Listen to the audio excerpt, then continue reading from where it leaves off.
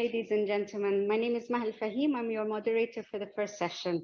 So it's my pleasure to welcome you to the first Emirati Conference on Medical Education. As it states in the agenda, we have great speakers for you today, and it is my honor to introduce and welcome to the stage our first speaker. I'd like to welcome Mr. William Hart, Associate Executive Director for ACGME International. William Hart is the ACGME International Associate Executive Director. He joined the ACGME in 1998 as the Administrative Secretary for the Review Committees for Dermatology, Medical Genetics, Orthopedic Surgery, and Pathology. Before joining the ACGME, Mr. Hart was the Shipping and Receiving Manager for Illinois Harley-Davidson in Berwyn, Illinois. Please join me in welcoming Mr. Hart. Thank you.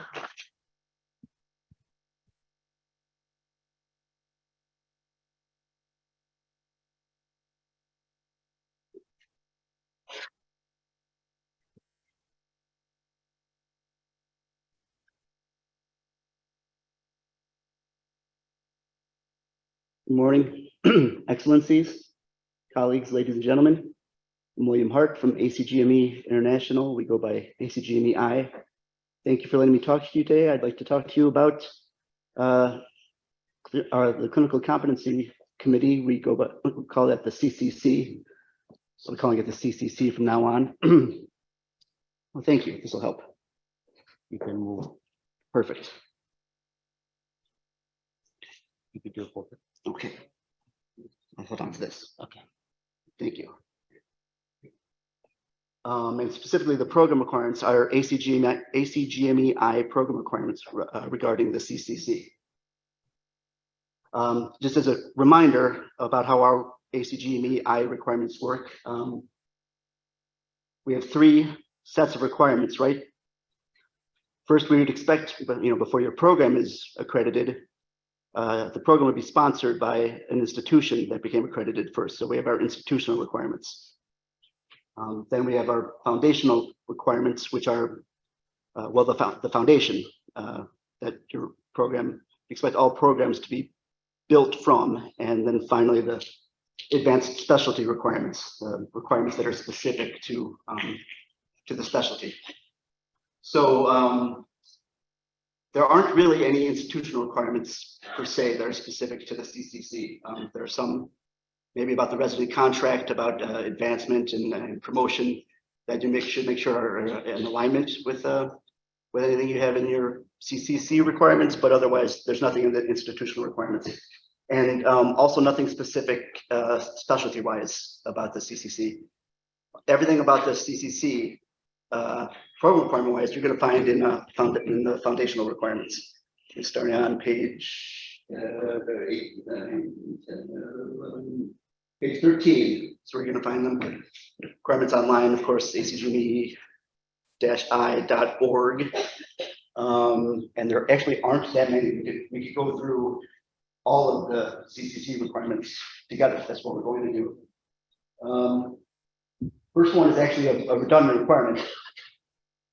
Programs must provide residents objective performance evaluations based on the ACGME-I competencies and regular evaluation of the milestones. I say it's redundant because, these requirements are in the section just above the CCC requirements, in the section on formative evaluations. The program must provide objective assessments and competencies, and programs document performance and milestones. Why do we repeat it? Tools that the CCC will be using are things that you're already doing. These are the evaluations you're already doing with the residents. But, they're going to be used by your CCC. Who is CCC? And who appoints the this is your responsibility. Program director put the CCC together from oh,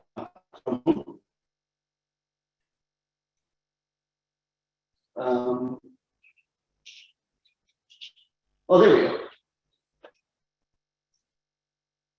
At least least 3 faculty members, at least one of whom is for faculty member.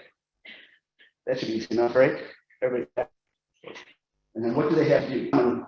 Citation at the ACG and the I programs will have a CCC and just not document what they're doing.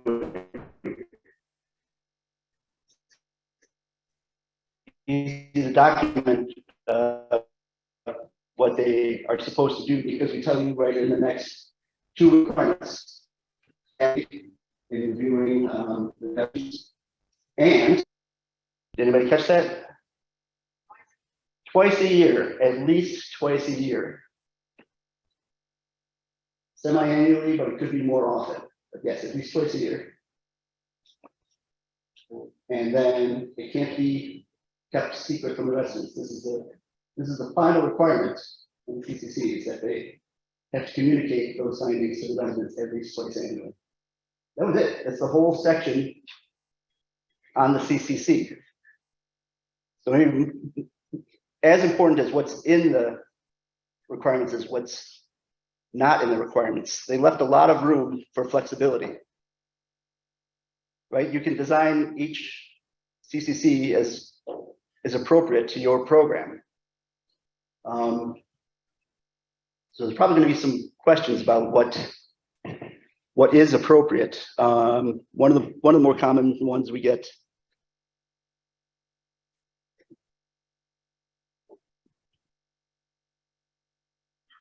I'm not advancing any further here.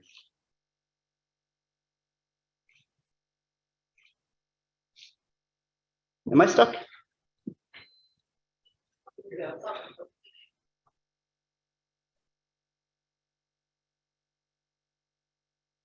Okay, there. Can the program director? Thank you. Can the program director chair the CCC? We just read the requirements, right? We didn't say anything about the program director chairing or not chairing. But should the program director chair the CCC? What does anyone think? Is that think of what else the program director does, right? What are the roles the program director has? The program director is the residence advisor. The program director is the residence confidant. How does that work? How do those roles interact with the program director's role as the chair of the CCC? Also, the program director's voice on CCC. How does that voice interact with other voices? Be louder? Could it maybe talk over some of the voices? Again, we don't say anything. In the United States, there's actually other groups that have requirements for the CCC, not just review committees. Sometimes the certification boards have rules. There's one board that says the program director cannot chair the CCC. Again, we don't have that rule at ACG and EI. We just ask you to use your judgment with that advisement.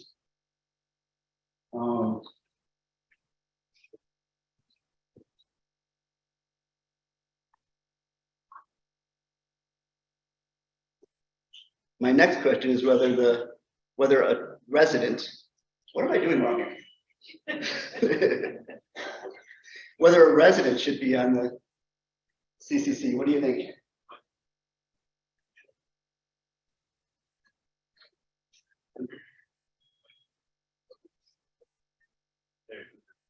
Oh, that works. Thank you. Can a resident be on the clinical competency committee? That's wrong, right? So there's nothing in the committee about that, but I think that's one that we could just say that's inappropriate. There's going to be decisions made about remediation or promotion that peer residents should not be involved in. So maybe a chief resident who completed the program, those types of residents, sure, they could be on the committee, but again, I ask, should they? I don't know, they just left the program. They're pretty close to those residents. That's kind of a judgment call, but residents in the program should not be. Program coordinator. Should they be on the CCC? Sort of depends on their background, I'd say, but you need a background, a clinical background, to make judgments on their clinical, on physicians' clinical milestones. They should certainly be involved. They're involved in the evaluation process in other ways. They should be in on the meetings. They'll have other CCC responsibilities, but they should probably not be voting members of the CCC. Again, depending on what, if they're a physician coordinator, then maybe, but probably not.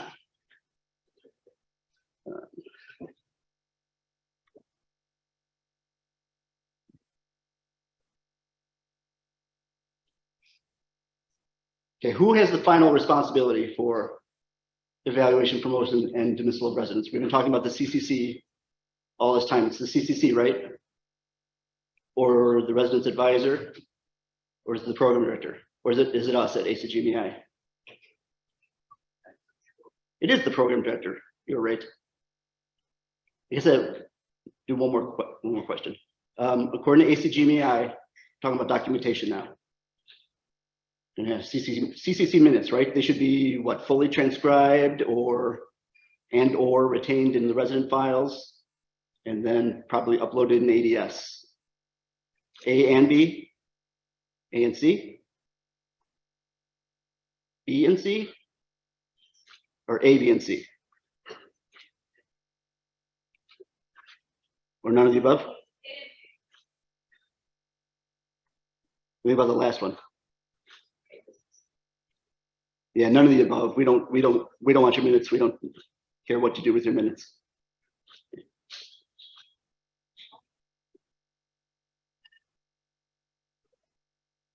Those are all my questions.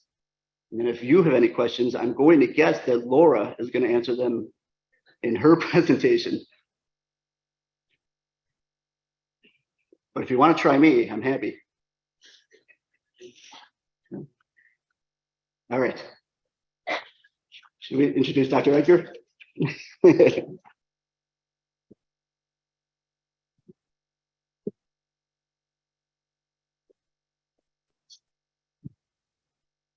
Thank you. That was fun. Okay. Thank you very much. Thank you. Thank you, Dr. Hart. Thank you, Mr. Hart. So I'd like to present our second speaker, Dr. Laura Edgar, Vice President of Milestones Development.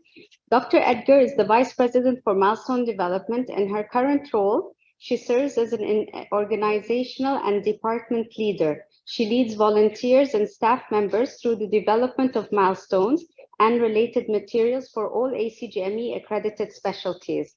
Dr. Edgar creates and manages the milestone resources that aid program directors, learners, and clinical competency committees. She serves as a liaison to the medical education community and is a frequent speaker on topics related to the milestones, clinical competency committees, assessment, education, and accreditation. She previously served as the Executive Director for Milestone Development and the review committees for medical genetics, genomics, pathology, and radiation oncology. Please join me in welcoming Dr. Laura Edgar. Thank you.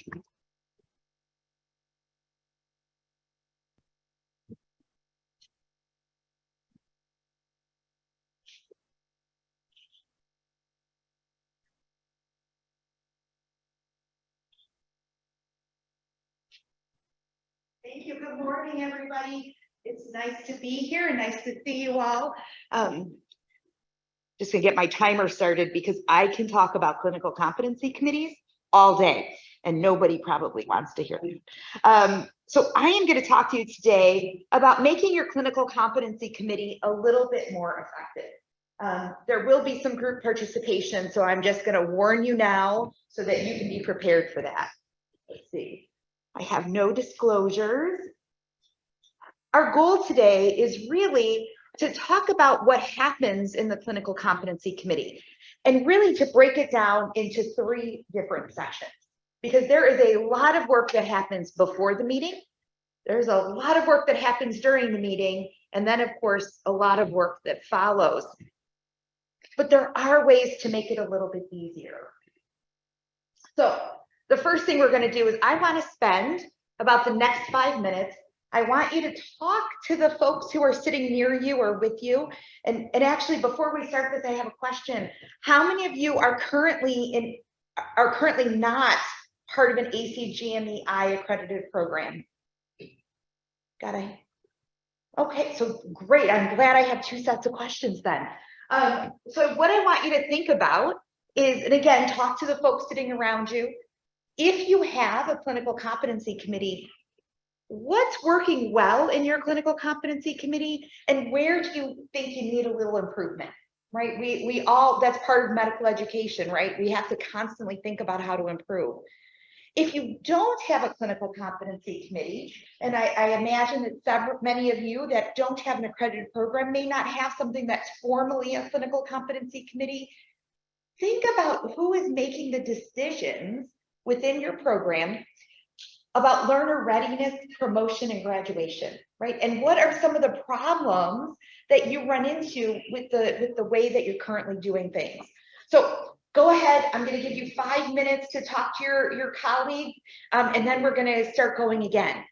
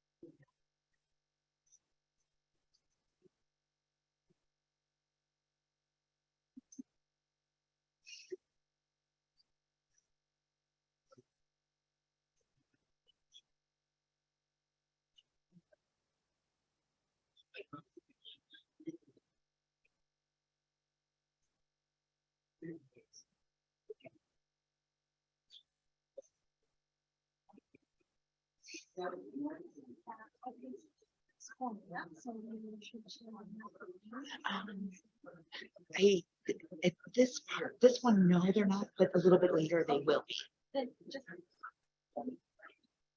Okay, thank you.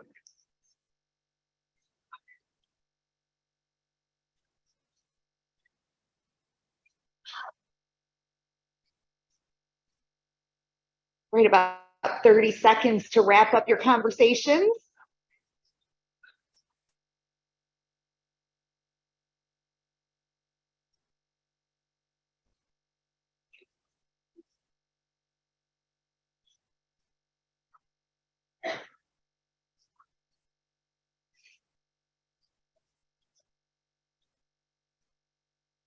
All right. Well, I'm happy to hear so much conversation happening. We promised you with the title that this would be interactive, so be prepared. We're gonna keep. Hopefully, you had some great conversations, and I'm sure that all of you have some things that are going really well in your clinical competency committees. And there's always issues, right? We can always find ways to do something better. Now, one of the really important things to remember is the actual purpose of the clinical competency committee. Now, this comes out of our clinical competency committee guidebook, which is going to be updated this year. But remember that there are many purposes of the clinical competency committee. And I think that's really one of the really important things to remember is that the clinical competency committee not only can it help you to go through and assess what it is, how your residents and your fellows are doing against their milestones, but they can help you with program evaluation. Your CCC can help provide information about what it is that's working really well in your curriculum, right? When you start to use that data that comes from the CCC, they can help with a lot of different areas. And in fact, we recently completed some research where we did an ethnography of clinical competency committees. And it's quite interesting, the varied activities that your CCC can do. And so you really want to look at your program, your CCC, as well as that program evaluation committee, another thing that's part of your requirements, and think about how it is that they can work together based on their evaluation of the milestones. Now, what's really important when we think about assessment, right? Because the assessment, if you're not doing really good assessment, there's an expression we use in the United States, garbage in, garbage out, right? So if your assessment is not thorough, if it's not good, and you're giving bad assessments to your CCC, can they make good decisions? Right? If you don't have that good piece, you don't have it all put together, you're actually making it a lot harder for your clinical competency committee to do their work. And so what I want you to think about, assuming I have okay, all right. So really, so here's what we're here talking about, right? Your clinical competency committee.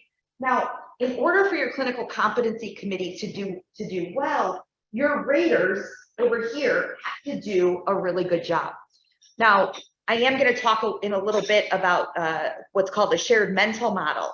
And that is going to apply not only to your clinical competency committee, but also to assessment. And so your faculty do all these different types of assessment, right? How many of you have regular training of your faculty on your assessment tools? Only a couple of you, and that is not uncommon. It is something that we see quite a bit. And it's one of the things that, of course, we want to start thinking about in terms of that quality improvement process, because what happens is that your CCC can tell, right? Your CCC knows who's doing good assessment and probably who is not. And part of it is we haven't taken the time to train them. And again, this is something I see around the world. This is not something that's unique to the UAE.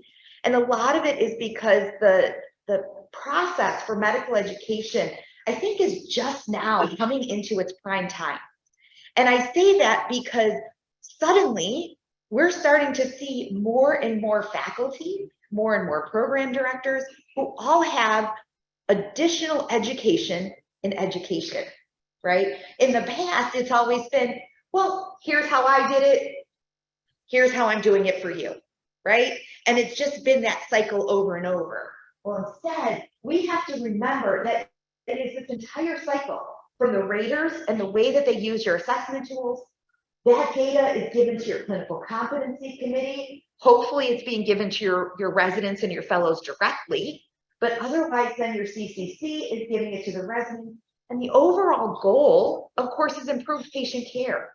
And we're starting to see a lot of really good research that is showing us that this is in fact helping. Now I'm stuck. Put it that way. Let's try that way. And those of you who've seen Star Wars, I'm kind of like my my lightsaber here. Ah, there we go. Oh, and now I gotta go back. All right. So this image here, I apologize, it is not the best image. It has not been in print yet. So we only have this in its preprint form, which means it has that watermark across the back. This is going to be in academic medicine. This is a last page. And this was put together by three folks, Ragda Al-Badawi in Oman, and Ekpenyong, who is from the US, and Eric Holmbo, where they have taken a lot of the research about CCCs and put it together about the different processes. And once I saw this, I said, this is going to be a great way to format these kinds of talks, because what they have done is they have separated it not only by before, during, and after, but also by the CCC chair, the coordinator, CCC members, as well as your learners. They're often forgotten as part of this process, right? And the learners are such an essential piece of this. We just have to remember to engage them.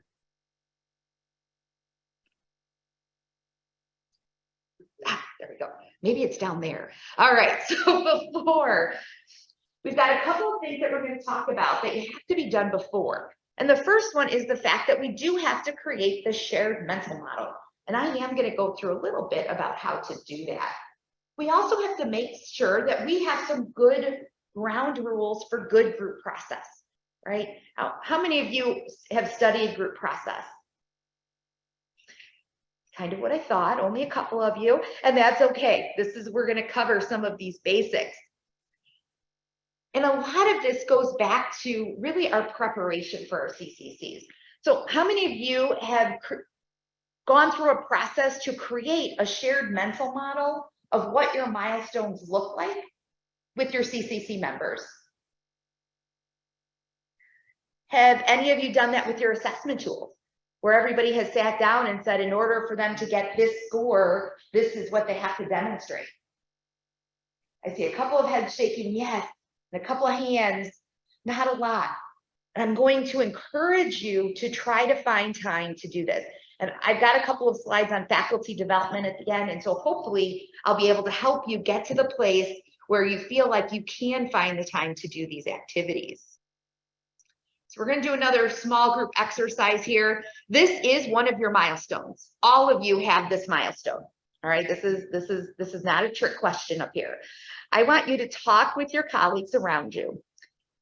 With this particular milestone, and this is a level 4 from Professionalism 1, I want you to talk about, what does this look like in your program?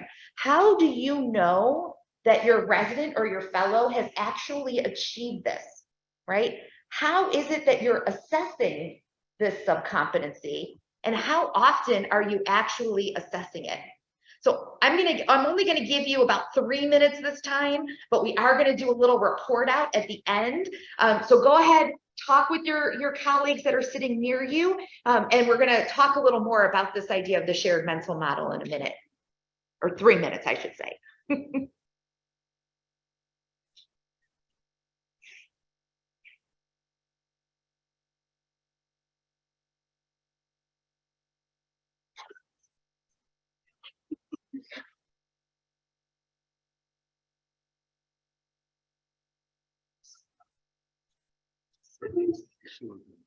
Okay, thank you so much.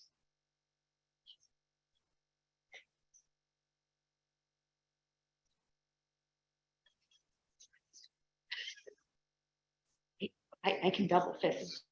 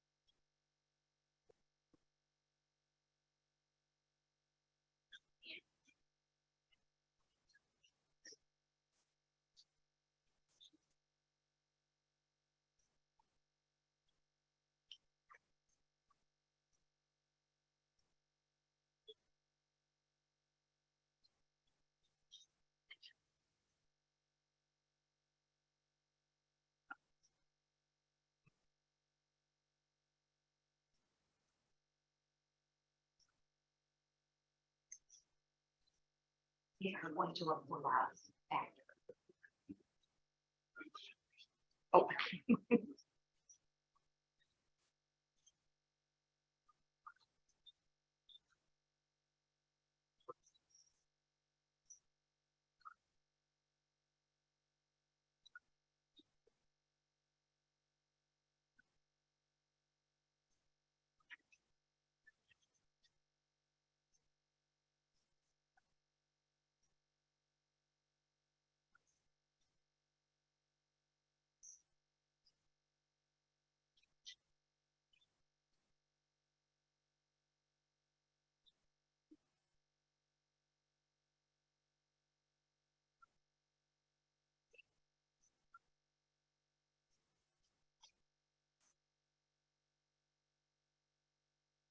Next slide, please. Not working.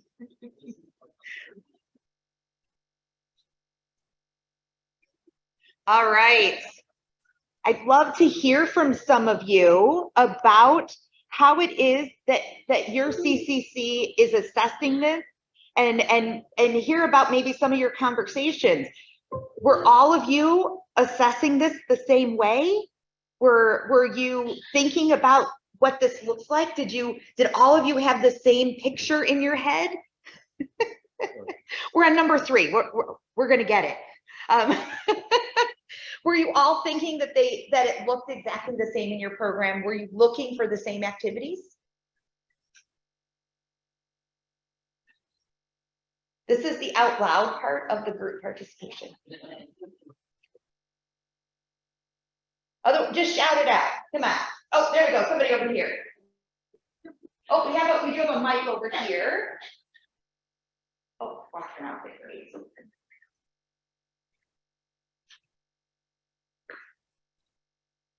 Good morning. Thank you for giving us a chance actually to discuss it. First of all, to answer your question, I believe that we do it differently. I would like to introduce myself because I think that might, well, my name is Manal Halbi. I'm actually a pediatric dentist by training, in Human College of Dental Medicine at the RU. So we do we have a graduate dental training program. So, we're from dentistry, guys.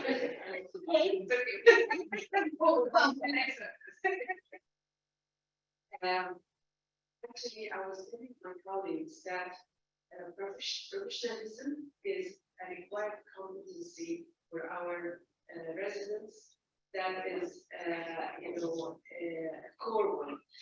We have residencies, we have competencies required every year, but professionalism competes. So year 1, year 2, year 3, because we have 3 years program, professionalism is required.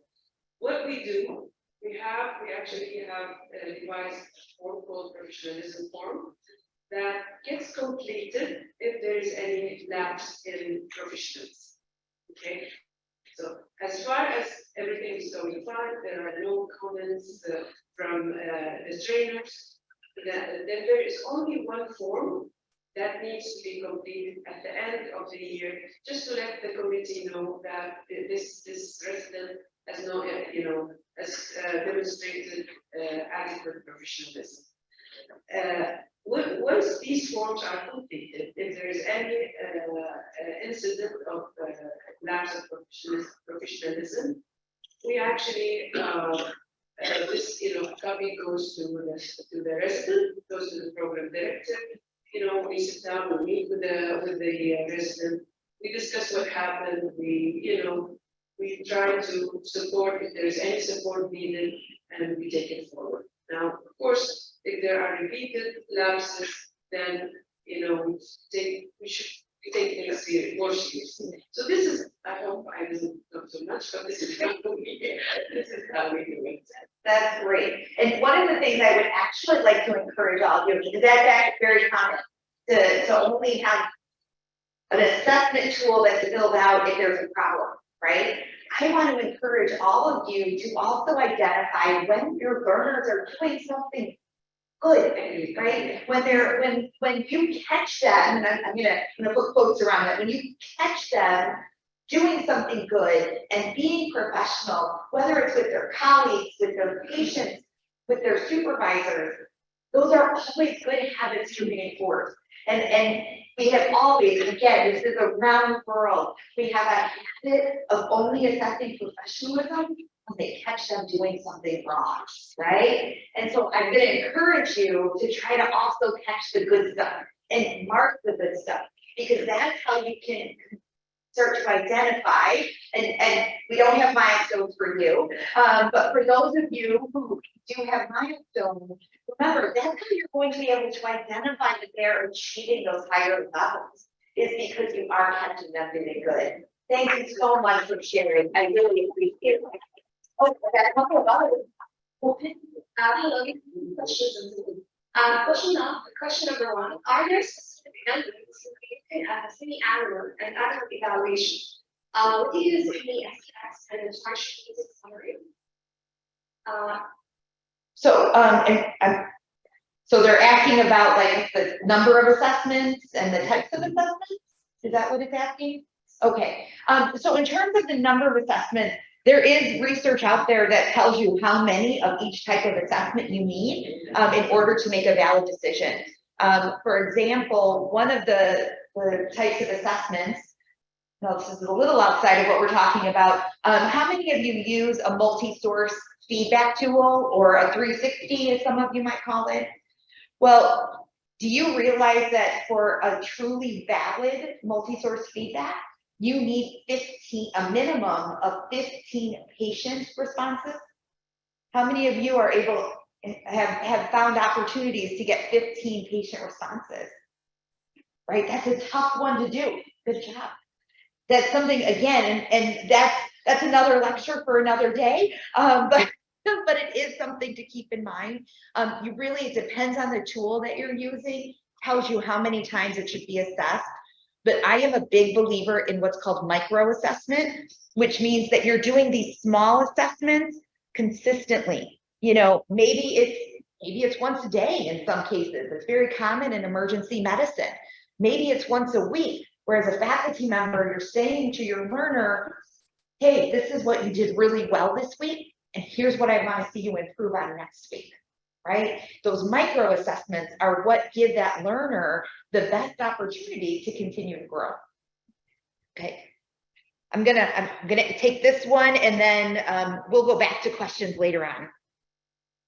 So otherwise I won't get through all my slides. Thank you so much. Yeah. My name is Dr. John, and I used to be a core faculty and clinical assistant professor at Wayne State University School of Medicine in Michigan. Just moved recently to UAE and currently serving as the DIO at Virgin Medical City. I would like just to highlight what you mentioned. So back at Wayne State, we used to have a professionalism committee, which it's kind of similar to the form that my colleague mentioned. But it's like a scoring to have, as you mentioned, the positive and the negative. So we don't just focus on we caught something negative, we have to punish you for.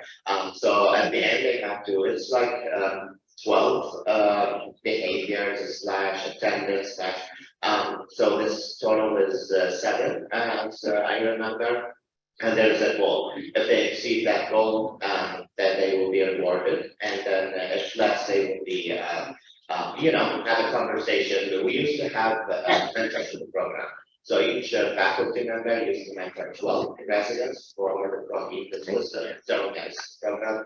So if there is an issue, it would be addressed prior to the CCC committee. Action plan would be taken, recorded. It's not going to stay permanently in the residence file, but it would be there like for follow-up in 3 to 6 months to see if there is any improvement. And again, at the end, if there is a positive thing to be rewarded, if there's something else that can actually be taken, and we're trying to implement the same thing here in Abu Dhabi. Wonderful, wonderful. So I hope you all learned a little something from the folks that you were sitting with as well. I am going to keep going. Hopefully we'll have a little bit of time for more questions at the end. But before we get into the before, during, and after, which those are actually the easy parts, right? I want to talk about group process. We've already talked a little bit. I already asked who has actually done some study into group process. But the reason why it's so important is because there's a lot of things that can happen when you don't have good group process. How many of you have been to meetings where there's an agenda item that never seems to go away? Right? You're all laughing and shaking your head, right? Because that's usually because you don't have good group process. Sometimes do your CCC meetings or other meetings feel like it's either a lecture from one member of the committee, or it's a conversation between just two of the members, right? They kind of dominate the whole conversation. All of this is simply because of group process. And when we take the time to really think about group process, it makes sense, right? We all know this intuitively. We just sometimes forget to watch for it. Now, William Hart, he talked to you a few minutes ago about membership and the requirements. But although there's that expectation of a minimum of 3 members of your CCC, we actually recommend that you have at least 5 to 10. Now, depending on the size of your residency, you might have subcommittees within your CCC. That's something that each program has to figure out on their own.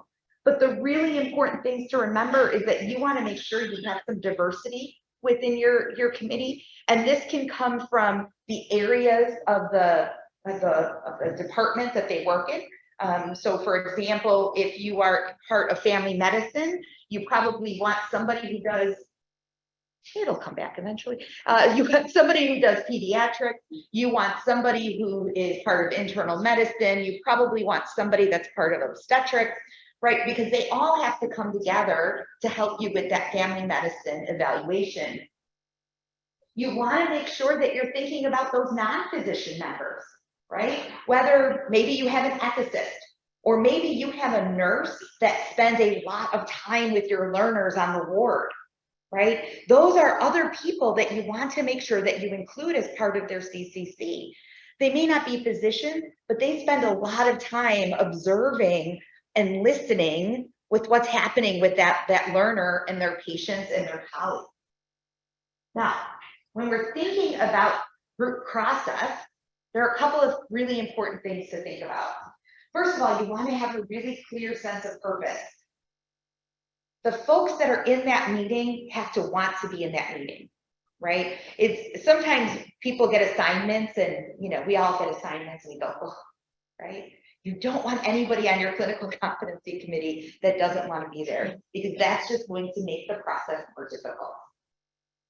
You have to make sure that your group has talked through and agreed on how it is that they're going to go about doing their work, right? And there's a lot of different models for how you can do the data analysis. There's a lot of different models for who presents a learner to the rest of the committee. Regardless of how you do it, it has to be agreed upon from the beginning. You want to be really careful about who talks first in a meeting. What happens if it's, for example, if the program director happens to be part of the committee, or if you have a senior faculty member on the committee? What often happens if they're the first ones to talk? The rest of the group tends to go, yes, yes, we agree. And they don't want to say anything contrary. I want to encourage you to make sure that when you have your CCC meeting, have your most junior members talk first, right? Give them that power to talk about what it is that they have observed and what they've been working on, right? You want to make sure that everybody is willing to share contrary opinions. You don't want to fall into what's called groupthink, where everybody says, we really want harmony. We want everybody to get along. And so we're all going to say, yes, yes, yeah, we agree. Your experience is not necessarily the same as the next person on the committee. So you want to make sure that you're exploring these ideas of group process so that you can make sure that your meeting is running in a way that you're getting everybody's thoughts about the learner. Because if you're not getting everybody's opinions, what's the purpose of the CCC, right? And so we want to make sure that we're doing all of this. Now, we have a clinical competency committee guidebook that has a very large section that talks about group process. So I'm going to encourage you to go through that. I've got a link for you in later slides. Now, I'm going to break up this next part talking about the before, during, and after based on those 4 different characters that we have for each of these. For the CCC chair, the first thing that they have to make sure they do, and especially for those of you who either are newly accredited or maybe you're thinking about being accredited, it's a really good time to do this now. Those of you who have CCCs, if you haven't done this before, I'm going to encourage you to take some time to maybe go through this process again and make sure that you're in a really good place. Your job as the CCC chair is to develop and organize. You're going to assign tasks to your members. You're going to develop sort of your data organization model. You know, sometimes folks have dashboards, right, that you present to your CCC. As the CCC chair, it's your job to figure out how to put that together for your CCC to evaluate. You want to make sure that you have identified the full program of assessment. Keeps coming on and off. What is your program of assessment? Now, again, that is a whole nother talk that can be given, but I want you to think about all of the assessment tools that you're using within your program and how it is that you're putting them together. The other important thing is mitigating bias. Now I have a couple of slides where I'm going to talk about bias later, but mitigating bias is one of the really important things that the CCC chair really has to do throughout the entire process. So you're going to see that on the before, during, and after. Now, your program coordinators, their job is really to assemble the data, right? Whether you're using MedHub or New Innovations or some other program, their job is to put all that data together and make sure that you have an agenda for your meeting, right? Every CCC meeting, depending on the size of your program, maybe you're only going to look at your PGY1s at a particular meeting. Maybe you're going to look at everybody. Regardless, you want that agenda prepared ahead of time so that your members know which learners they're going to be assessing. Your CCC members, before the meeting, they have to make sure that they have agreed on what learner performance looks like. That's that shared mental model around those milestones, right? They all have to say, hey, this is what a level 2 of professionalism 1 looks like in our program. Here's what patient care 3 looks like in our program, right? Because if they haven't already made that agreement, they could all be looking at the same thing and coming up with different evaluations. You also want to, again, this is part of that program of assessment piece that we mentioned with the chair. Now the learners, how many of you engage your learners in your CCC process? No hand. Oh, I saw one hand. All right. This is such an important piece that we often forget about. Your learners can give you a lot of information that sometimes as a program director, CCC chair, or CCC member, you don't have that full picture. So talk to your learners, have them do a self-assessment of the milestones, and have them tell you why they think that they're that level, right? Think about what that teaches them as a young resident that they're going to be able to bring with them when they get into practice. Update their portfolio.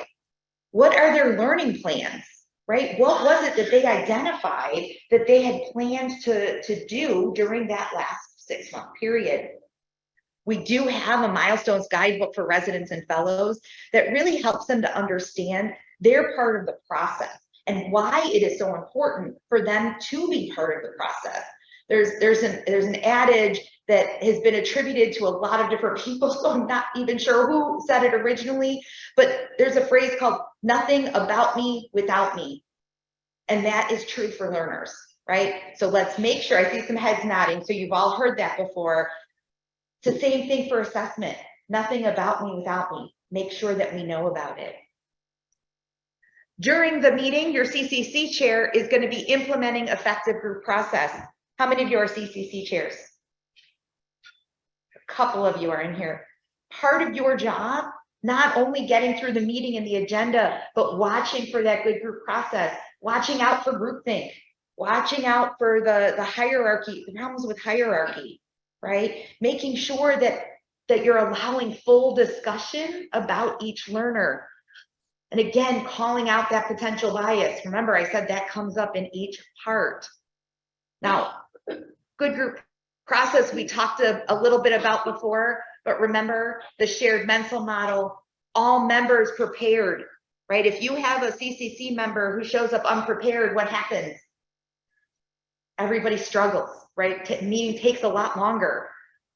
All members have to participate, and remember again to discuss those common and contrary opinions, because we want to make sure that we're using the wisdom of the crowd, right? That's the whole purpose for the Clinical Competency Committee. There's a lot of research that talks about group decision making, and it's that wisdom of the crowd versus the wisdom of one, right? And again, all residents discussed with purpose, because the other thing that happens in our CCC meetings is that we spend most of our time talking about the residents that we are most worried about. We don't give very much time to those residents who are doing really well. And unfortunately, what we know from adult learning theory is that when you stop challenging somebody, what happens? They stop learning.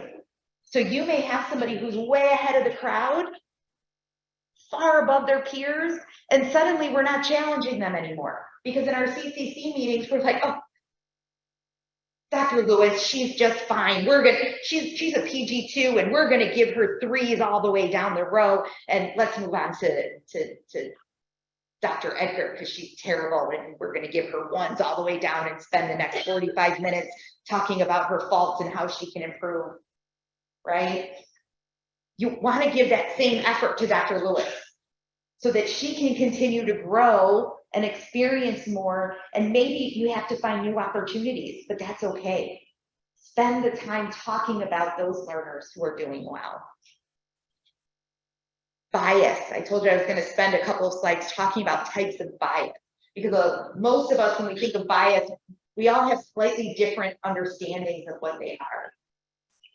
And again, this comes from the research, but there are 5 types of bias that happen in groups. The first one is anchoring.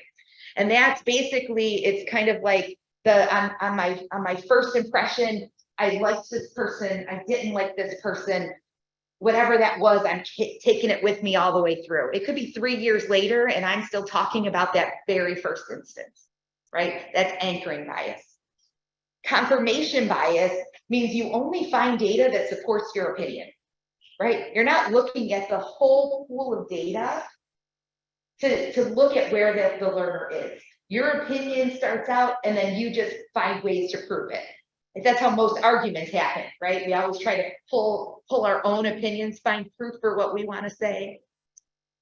Visceral is one that can be very difficult to get over, because that's emotional, right? Maybe you happen to have an argument with that learner, right? You didn't like what they were doing. Maybe they were doing something right. Maybe they weren't. And right now, we've got to be able to get past that initial emotion. Availability bias, it's really focusing on just the most recent information that you have, not necessarily the length. And then reliance on gist, right? You're not making decisions based on anything real. You know, it's just sort of like, oh, well, I observed them and we went through. And my time is being cut short, so I'm gonna get through these next couple of slides really quick. The during program coordinators, recording the scores and recommendations. The members engaging in good group process, remember, participating in the discussion. Your learners may or may not have anything to do during. Afterwards, you have to make sure that documentation is done. You want to think about how you're doing that documentation and how it is that you're giving that information back to the learners. Program coordinators are making their reports. You're giving feedback. Your learners now have to reflect on their goals and create new learning plans. quickly, I got 13 minutes cut from my time, so I'm trying to hurry. For improving your clinical competency committee. Again, that shared mental model is really important. Group process and faculty development. Now, some of you who have been part of ACGMEI may remember about 4 years ago, I was here and I was working with you to develop these supplemental guides. Well, this has now been implemented in all programs. And in the US, we've reformatted them so they're a little easier to use. But these are a great way to create a shared mental model because you can go through and create your own examples. You can say what you think that each of these look like in your program. Sit with your committee and spend 5 minutes at the end of each CCC. Talk about what went well, what didn't, and what you're going to improve next time. Faculty development is key. Once again, research shows us that faculty development actually ends up with improved outcomes for your patients. All right. There's a lot of faculty development that's necessary in this. And again, this is part of that new paradigm of medical education. We have to make sure that we know who are good at assessment, who's not good at assessment, and how it is that it happened that way. And it's through faculty development that you're able to fix it. The biggest complaint we get is the fact that there's no time. I'm going to encourage you that if you cannot do a faculty retreat, to take 15 minutes a month at a faculty meeting. Talk about one subcompetency. Talk about one assessment tool, right? And go through the process of making sure that everybody has the same understanding of what it is that you're talking about. All right, so we're obviously going to skip this part because we're running out of time, but this is something that I'm going to encourage you to do.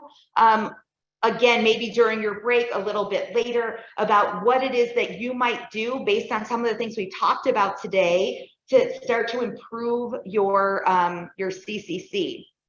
We have a lot of resources available. The QR code takes you to the webpage that has these guidebooks. This issue of JGME has everything you need to know about milestones, assessment, and clinical competency committees. And I just want to say thank you very much. This is the email. If you ever have any questions about any of this, please feel free to reach out. I'm happy to answer questions, whether it is on email or if you have other questions for me later today, I am happy to stop and talk with you for a while. So thank you all very much.